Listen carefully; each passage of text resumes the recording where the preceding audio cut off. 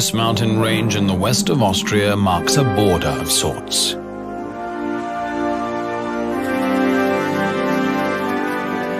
Looking east, the icy peaks of Tyrol spread to the horizon. To the west lies the province of Vorarlberg, once part of another continent. The rivers of this mountain send their waters to oceans far apart, the Black Sea and the North Sea. Up here, land cultivated for centuries borders on raw wilderness.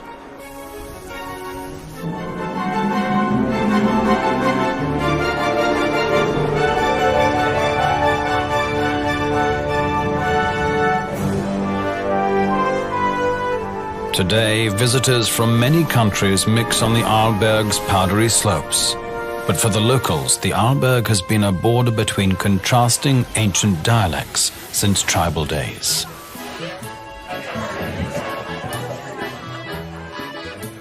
Even the menus in the ski chalets reflect two different cooking cultures, or just as often call the same dish by different names.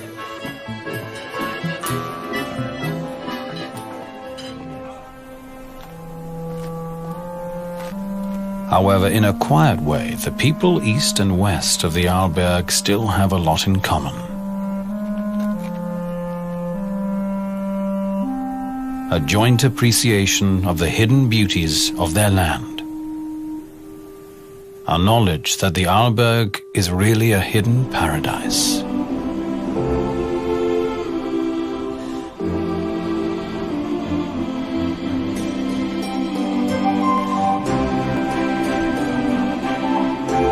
The Arlberg? Actually, there isn't any particular peak or crest or rock formation of that name. The term Arlberg Pass is a modern invention. The region thus named could be defined by its major villages: St. Anton, St. Christoph, Stuben, Zuers, and Lech. These used to be remote mountain villages, romantically picturesque but of little importance. But in the early 20th century came a dramatic change. The rich and the beautiful discovered this stunning mountain scenery as a perfect winter playground.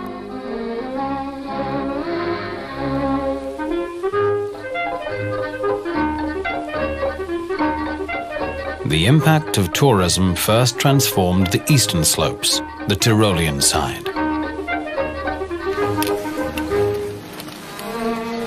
The west, Vorarlberg, soon followed suit. The little village of Lech turned into an elegant ski resort.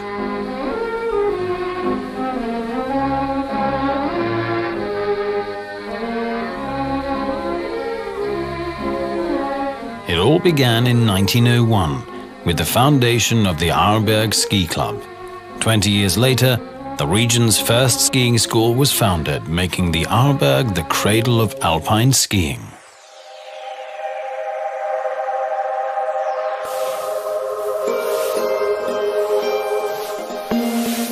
Whether it was laced boots and leather strap bindings, or whether it's high-tech gear, the enthusiasm for skiing has been boundless ever since.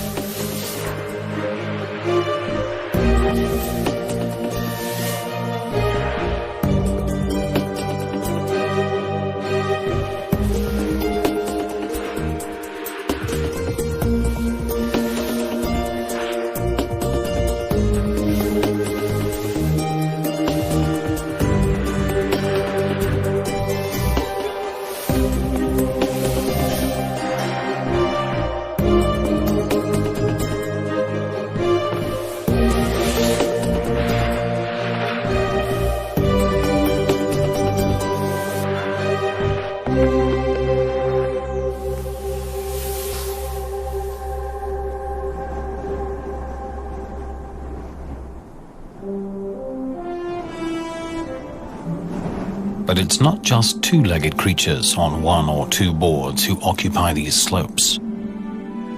Just over the next ridge from the ski runs, hardly a stone's throw away from the sporting crowds, the wild inhabitants of the mountains are spending the winter. Sheer rocks are not for skiers. They're the domain of chamois and ibex.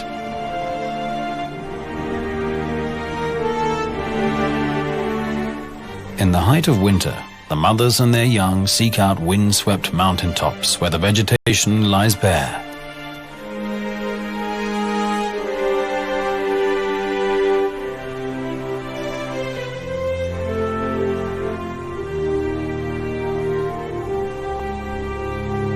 In this season, the bucks come to join the flocks of females. The males have a strict and simple hierarchy.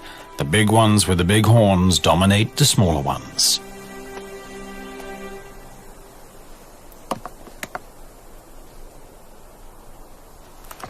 Such sparring among the bucks isn't serious. Their hierarchy has been established long ago, back in summer.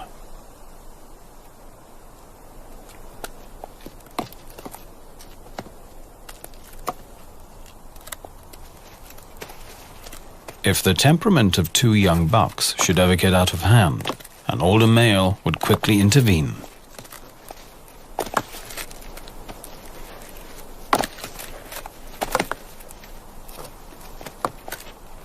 In the cold weather, with sparse food resources, the entire herd would suffer if the males wasted their energy with infighting.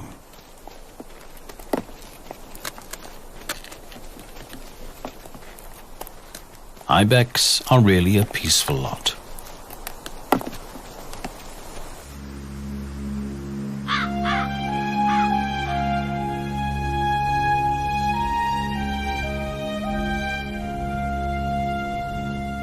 In terms of climate and weather, the Arlberg is in an exposed position.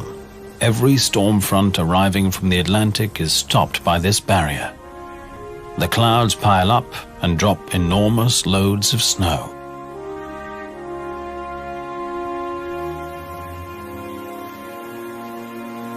Eurasian siskins spend the cold months in large flocks. Along the timber line they find tree seeds all winter long. Red deer herds prefer sheltered valleys to escape the onslaught of snow.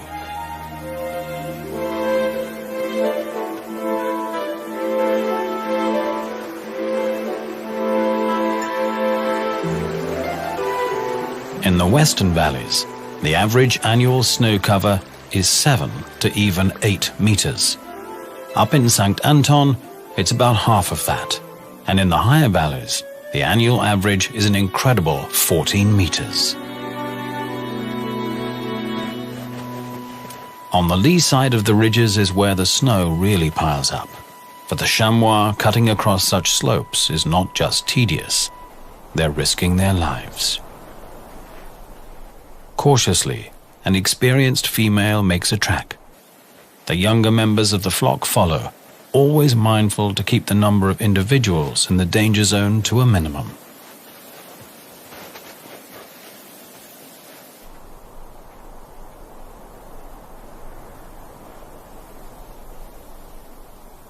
The mother with the smallest kids goes last.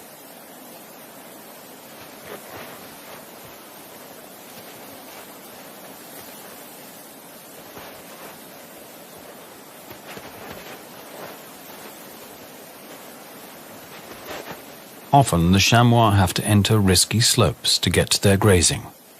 In the old days, mountain farmers took the same risk to get hay for their livestock. Mit weißem Pelz überzieht der Winter die Landschaft. It's the snow that enables the farmers to get the hay on which their livestock depends. Ohne Heu keine Viehzucht.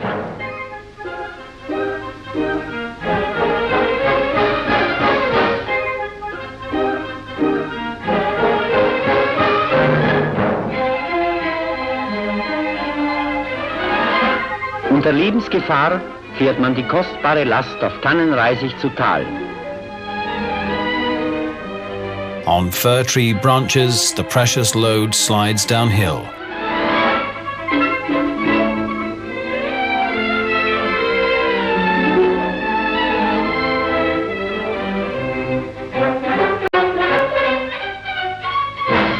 On level ground, the hay is packed on sleds and pulled to the village. Werden die Kuren auf Kufen umgeladen. und in das Dorf gezogen.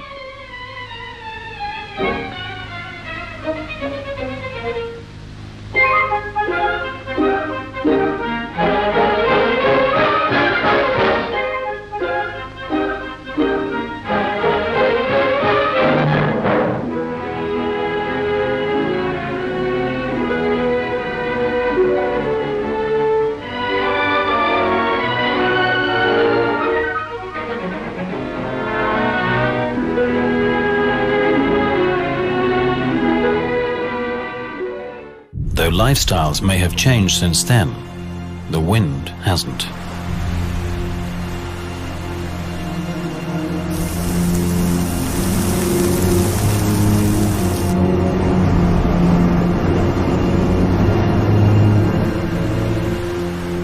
When storm gusts whirl up the snow, they pulverize the brittle snow crystals. The wind blows the snow over long distances, creating a new landscape.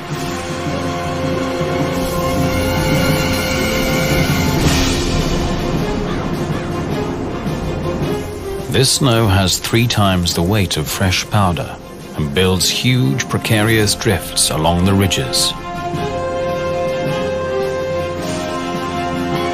Often, a slight trigger is enough to send tons and tons of snow thundering downhill.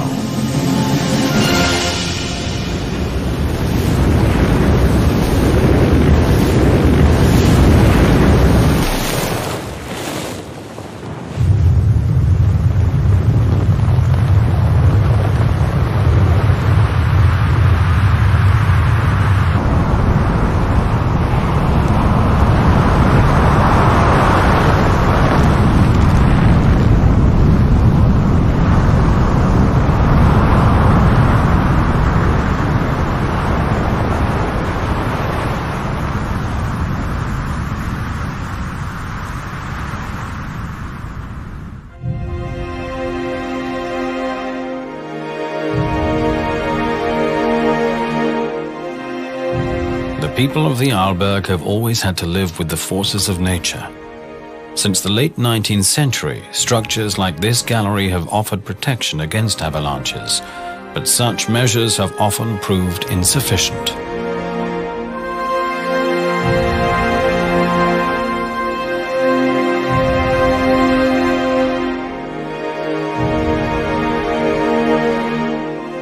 In the valleys too, masses of snow have always posed a challenge. In the past, elbow grease was the only remedy. Later, heavy machinery did the job.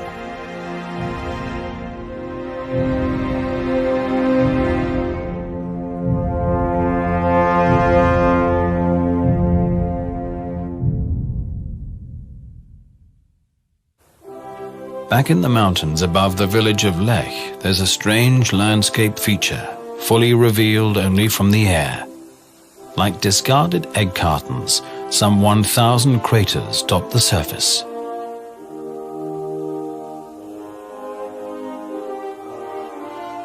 The biggest of these dolines is 100 meters across and 35 meters deep. It was created by a special form of erosion. Water made the gypsum in the rock expand. The surrounding rock crumbled and was eventually washed away by the rain.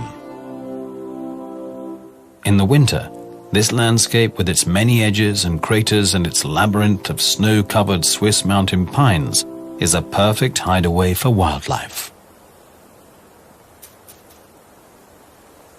It's a permanent haunt of ptarmigans, together with chamois. They find food in places where small avalanches have exposed the ground.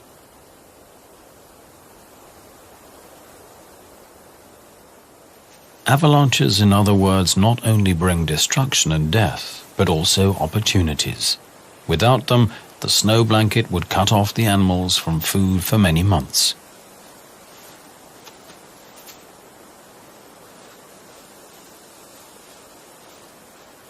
Ptarmigans can make do with very little, digesting even small, tough branches and getting the maximum energy from their frugal diet.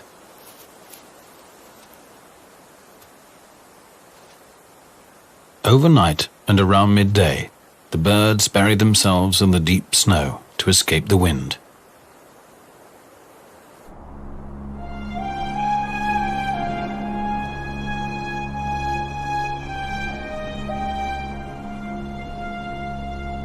Winter in the mountains can be tough indeed, but when it's really cold and the air is clear, the frosty season displays its full glory.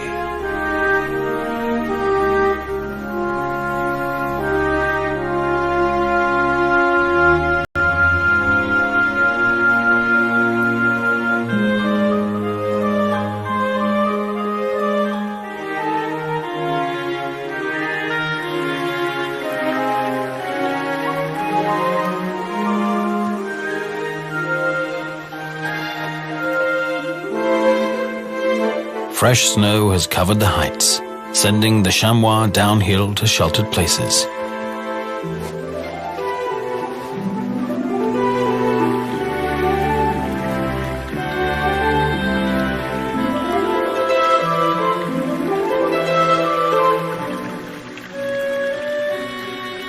Days are getting longer and the sun is gaining in strength, quickly loosening winter's grip.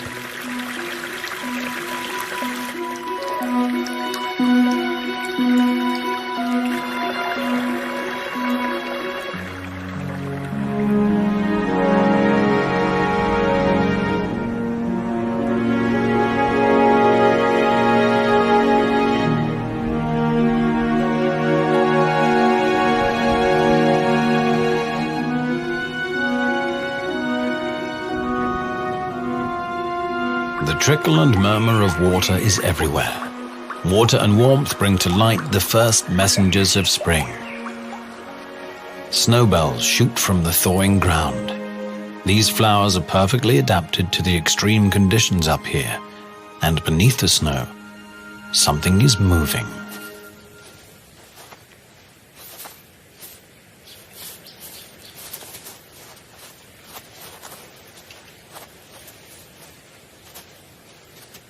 The marmots have awoken from hibernation. For more than 6 months they slept in their burrows, depending on their fat reserves. Now it's time for a hearty breakfast. From its hide, a ptarmigan is watching.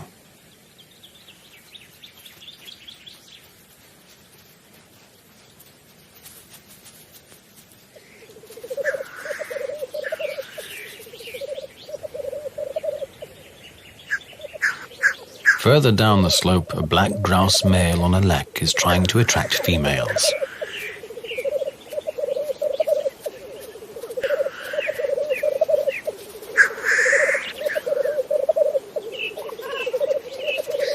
Any intruder on the lek will be confronted.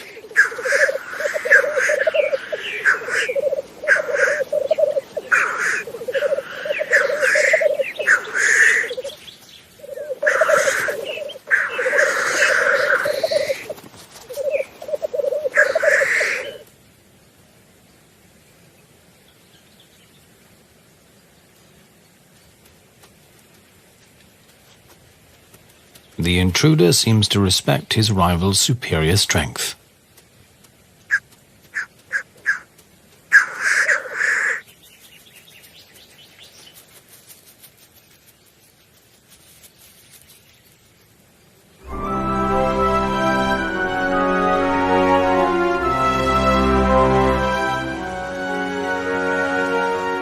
It's mid-June.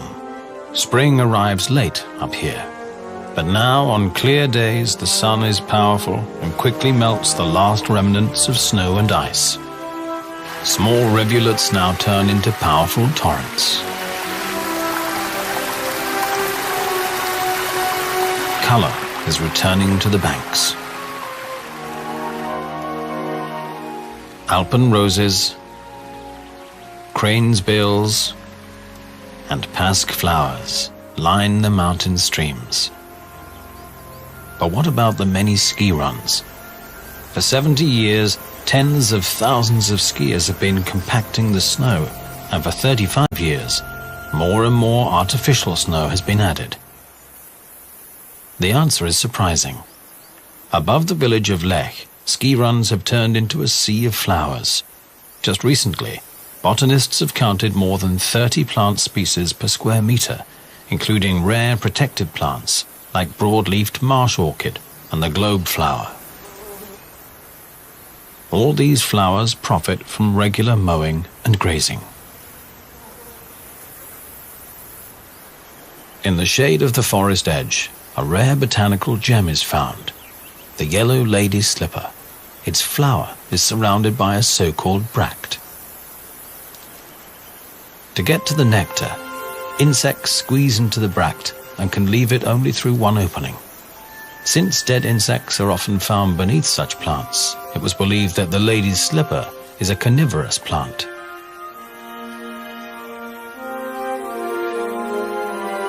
In fact, however, predatory spiders often lie in wait by the bract's exit, killing the insects and leaving their empty skins in the grass.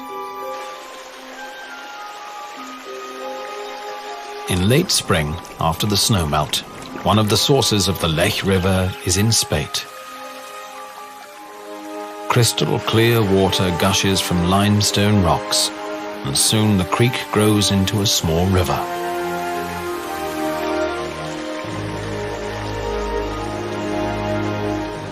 The Lech River has carved a deep canyon into the limestone.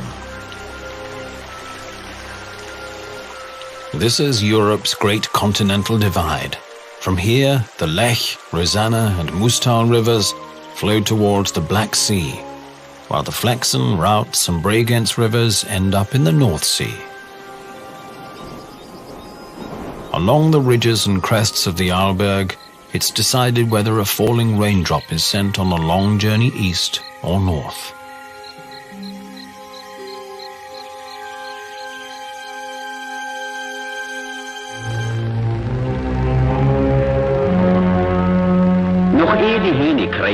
Before the roosters crow and the wind chases the last wafts of fog out of the valleys and over the crests, the herdsman leads his herd to pasture.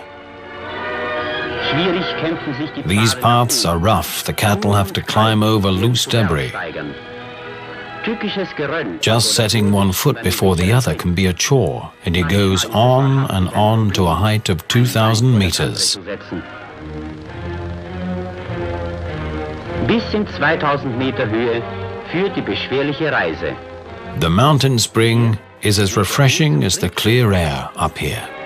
Glasklar ist das Wasser und genauso erfrischend wie die reine Luft der Berge.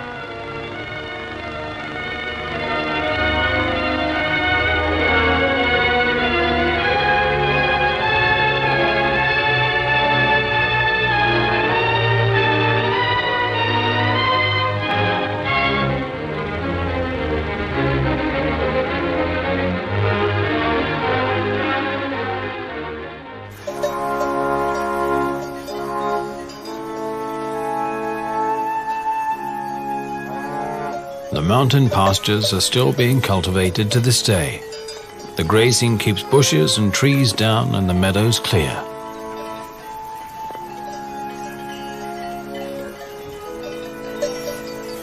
After the high pastures have been grazed, blue flowers begin to dot the slopes.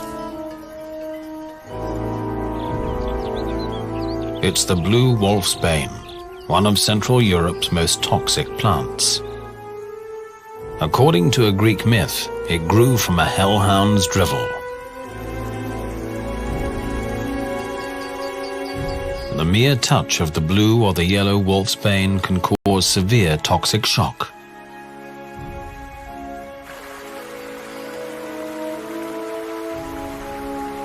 The animals seem to be aware of the risk and keep away from it.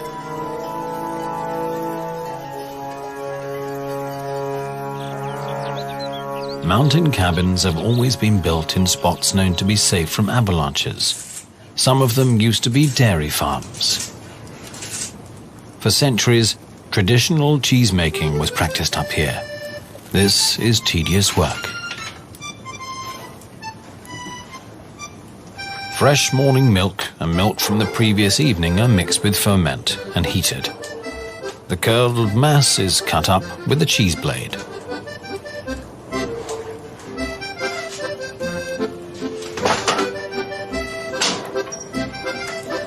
Then the mass is heated again and stirred for several hours.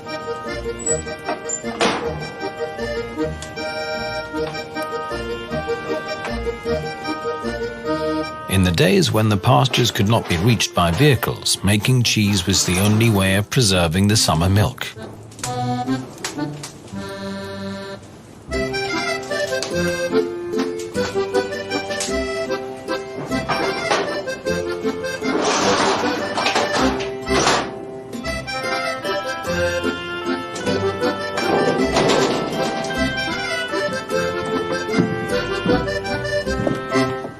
The job isn't finished yet. The soft cheese is packed into cloth, pressed, and turned over again and again.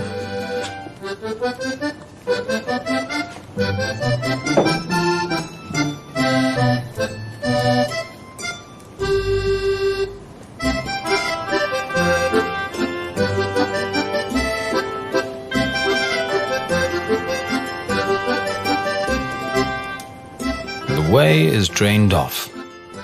Once a loaf has the right consistency, it's immersed in salt water overnight.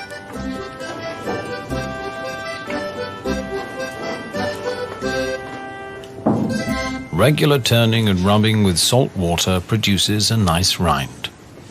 After 4 months, the cheese is mature, but its typical aroma will still take a while to develop.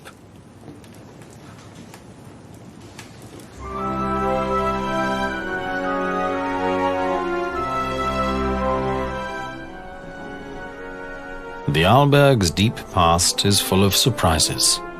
Some 220 million years ago, its crests were flat, tropical beaches, not far from the equator.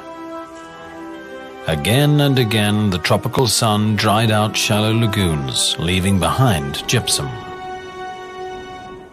As the African plate drifted northward and eventually collided with Europe, the shallow sea and its beaches were squeezed together and eventually lifted up.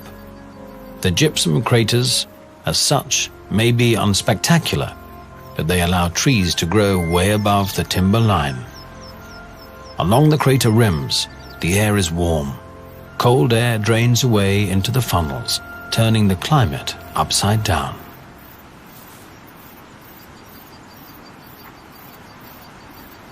For the marmots, the sunny slopes of these craters are paradise. It's full of hiding places, and the soft ground is easy to dig. The young are out all day now, trying to gain weight.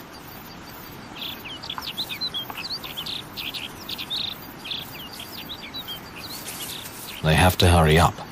Summer is short in the mountains. To make it through their first winter, they'll need lots of fat.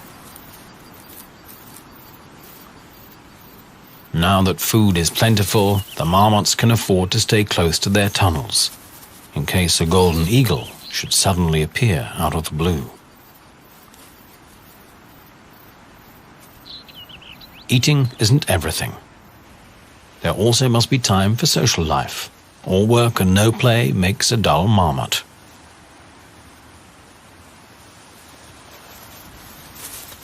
Marmots are natural-born whistleblowers. If one of them spots anything suspicious, it will sound an ear-rending alarm.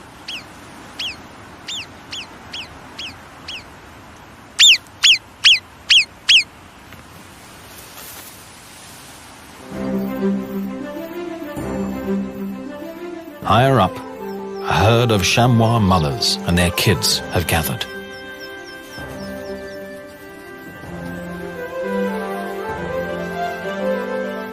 Here too, good, clean fun seems to be an important part of life.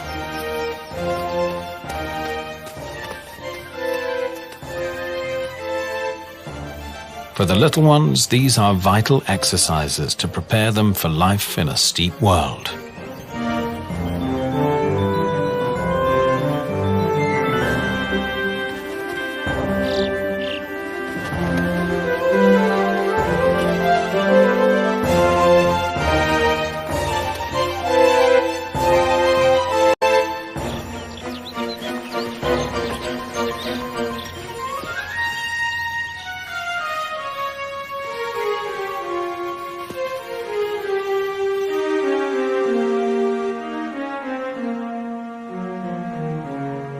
In the mountains, weather changes can be spontaneous. If the wind turns to a northerly or northeasterly, the Arlberg is in for a storm.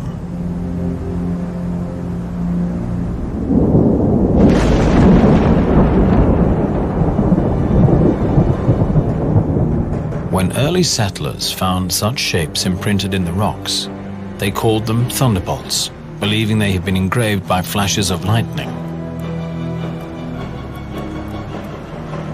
For the mysterious tracks next to them, they also had a ready explanation. This is where the devil danced.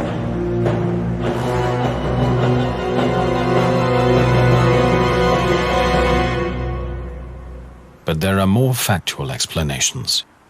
The thunderbolts are really remnants of early relatives of modern octopus, and the devil's footprints are seashells from an ancient reef.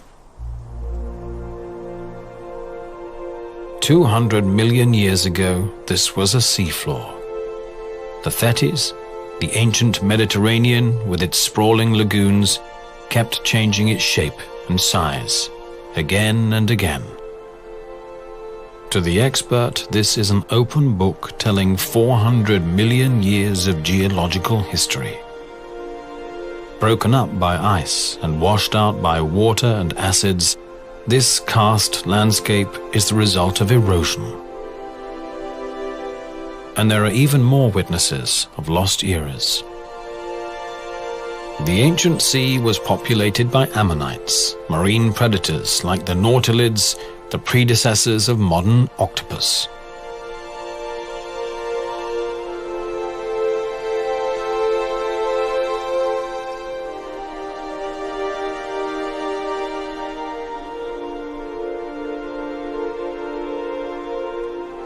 These rock formations with their peculiar surface texture are remnants of corals that lived here some 200 million years ago.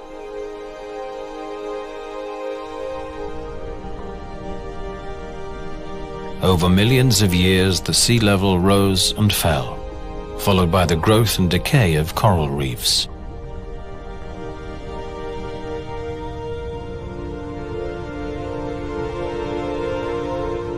The limestone skeletons of these tiny animals will gradually build up massive reefs.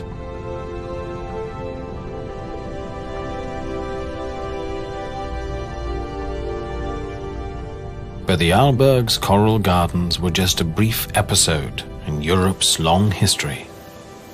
In fact, these rocks have come from several ancient continents.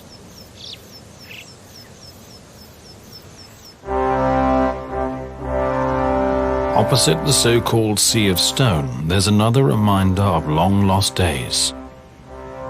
The red face. The red face's structure is simple and clear, without complex folds and faults, yet its history is fascinating. The layers at the base consist of the oldest rocks.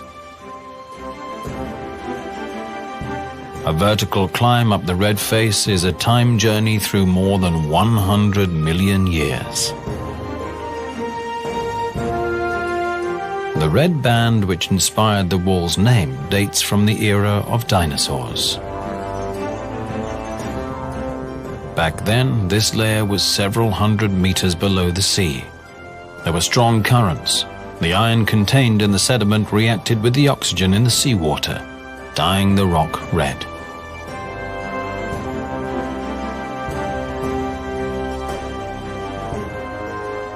On the eastern side, in Tyrol, the rocks have an even longer story to tell. The climber's hands are touching the recycled rock of a mountain range that was eroded more than 300 million years ago. Masses of this debris sank down into the Earth's mantle, was transformed by pressure and heat, and lifted up again.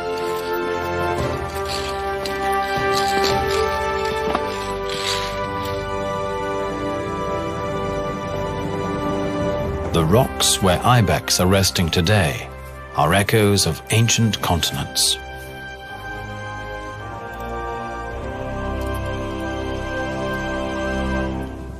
The history of the ibex may be much more recent.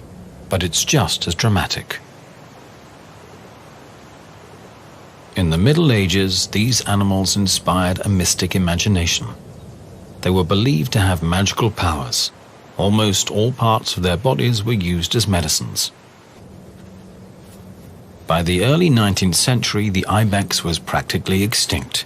Only in the Gran Paradiso Mountains in Italy, some 60 individuals survived.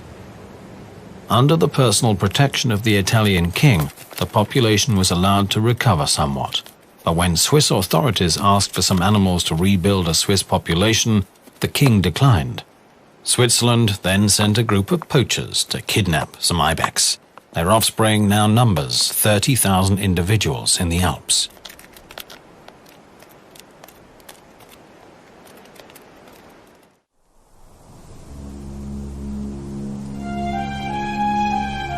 Snowfall is likely at any season on the Arlberg, even in the height of summer.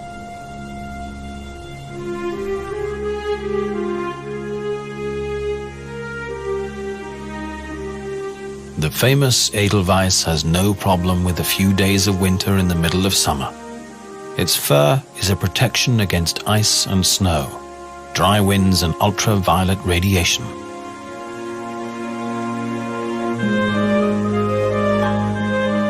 But snow in summer will not last long. As the fog lifts, it becomes clear that this time the blizzard was not so heavy. The cattle is unimpressed. The horses too seem to be used to this.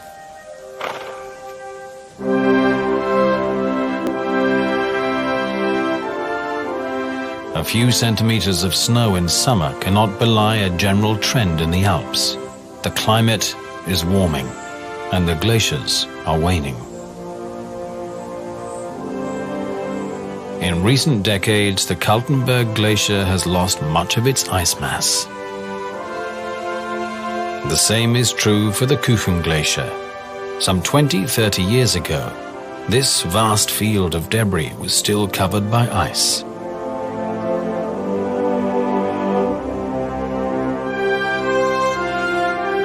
Over the past 25 years, many alpine glaciers have lost almost a third of their volume. The end of this trend is not in sight.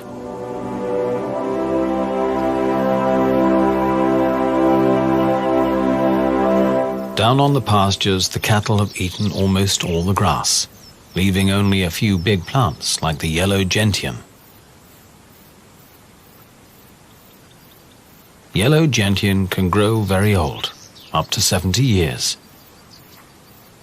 Its taste is extremely bitter, and it has always been regarded as a medical plant. On the mountain meadows around the former village of Bursteg, it's now time for haymaking. In the olden days, this was done with scythes and rakes. Since the men used to be in the military working abroad, this hard work was left to the womenfolk. The women even pulled the hay to the shacks, or all the way down to the valleys.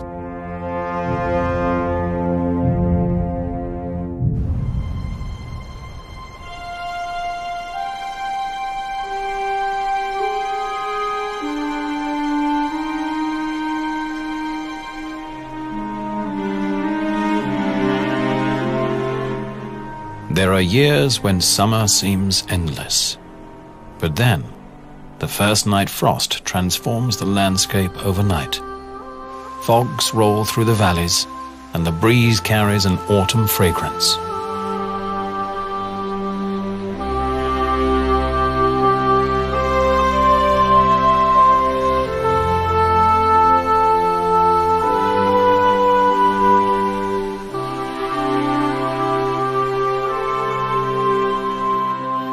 Bright yellow of the woodland contrasts the deep blue of the sky, accentuated by the neon red of rowan berries.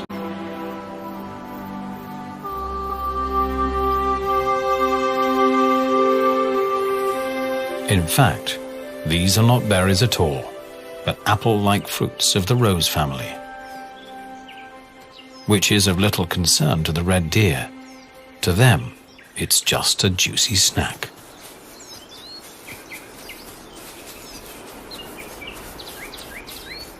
Before the winter, anything that's nourishing is welcome.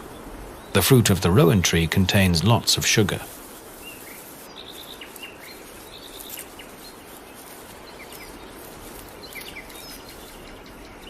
For centuries, these fruit were believed to be poisonous. In fact, however, even humans can eat them when they're cooked. They contain lots of vitamin C.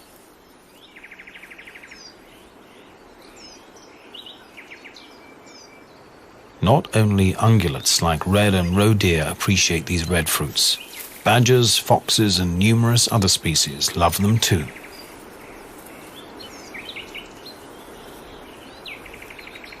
Rowan trees grow along small streams as well as the timberline. Most of the trees are high, too high to reach for most animals.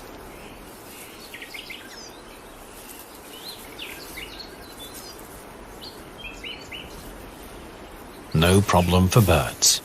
About 60 bird species feed on them. This is how autumn sounds in the mountains.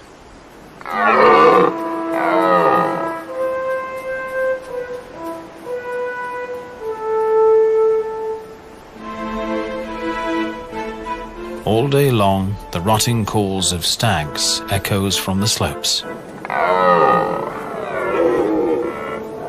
The roar is more than just a threat to male rivals. From a male's voice, females can discern the strength and health of a stag. The deeper the voice, the greater the attraction.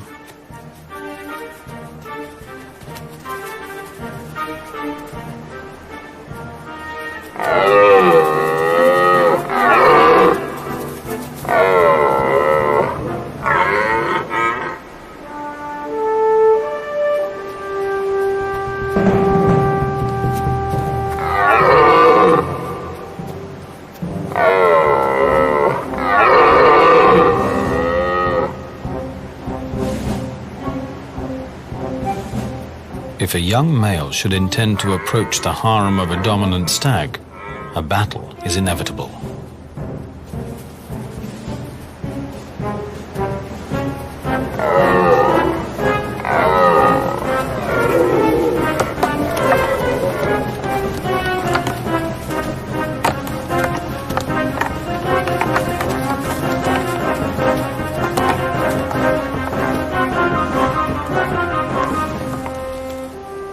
The rut can last several weeks. For the dominant stags, this is the most stressful time of the year.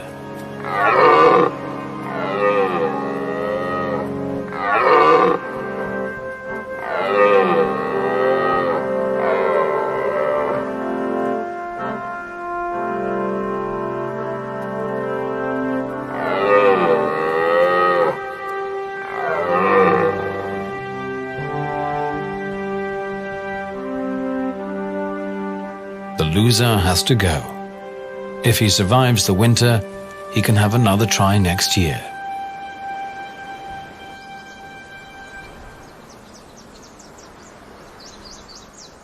Now that the trees are in full color, it's time for a special harvest.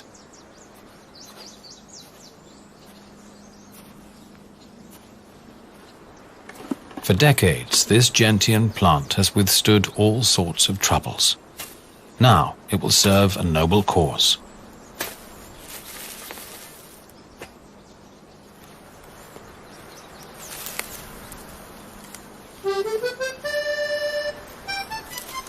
This is the stuff the legendary gentian schnapps is made of. Roots of the yellow gentian, not the blue variety as so many tags on stylish bottles suggest.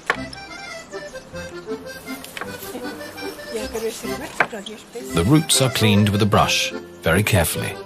Even the slightest remnant of dirt would spoil the work of many days.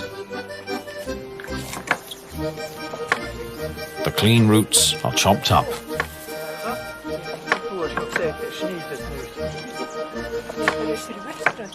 They are soaked in warm water, together with some yeast.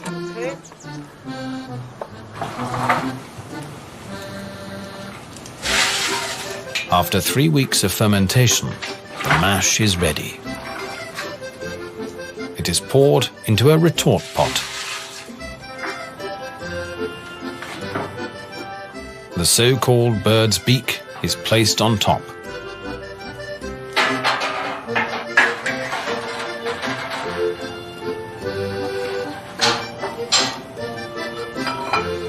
It requires experience to keep the temperature just right.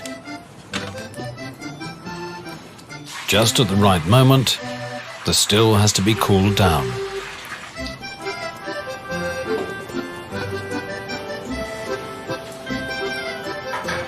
Gentian schnapps is distilled twice. Only then is it fit for consumption. In the Alps, any alcoholic beverage is regarded as medicine. In folk medicine, even the product of the first distilling is used as an ointment.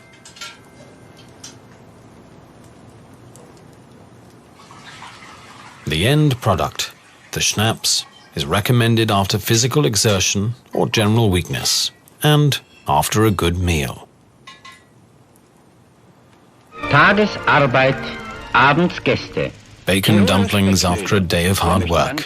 Who could resist? In the evening, a farmer would invite all of his farmhands for dinner. And dinner is rounded off with a glass of Gentian schnapps. Ein Schluck Enzian.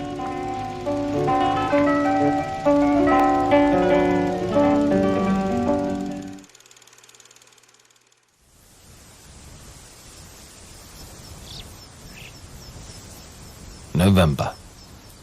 The first snow in the mountains signals the opening of an exciting spectacle. The chamois rut. In contrast to the ibex, who will batter each other with sheer power, chamois bucks will engage each other in breakneck chases.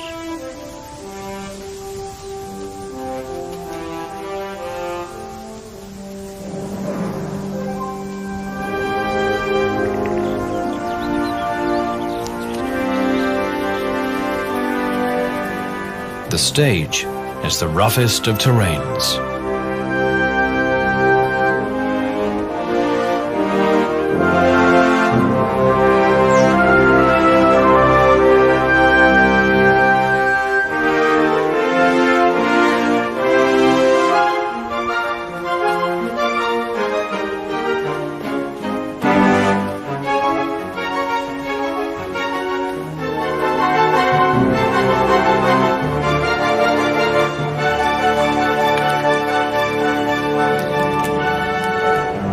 The year is coming full circle. The chamois have done what is necessary to multiply in spring. Again, the Arlberg is gradually being buried in masses of snow. The animals are withdrawn to quiet valleys and rocky crags, and soon the crowds of two-legged winter guests will be back.